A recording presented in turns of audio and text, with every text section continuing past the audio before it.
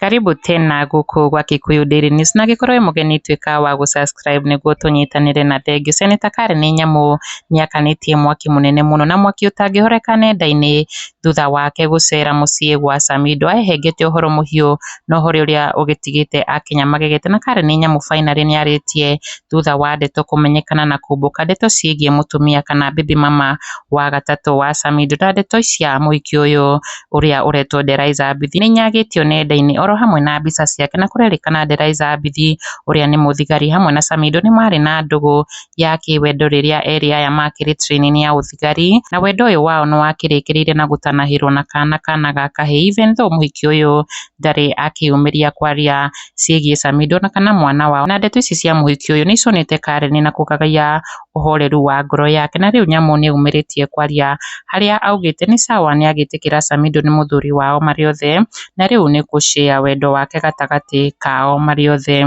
na Karen aritie thutha wa Samidoh kurekereria ndumiriri ino kuhitukira mutambo wake wa Facebook haria augite he who is destined for power does not have to fight for it #true African sana akiuga hatiri bata wa kuruira kiria urongoreirio gukagia na thutha wa Karen Nyamũ gukiona ndumiriri ino akihiuka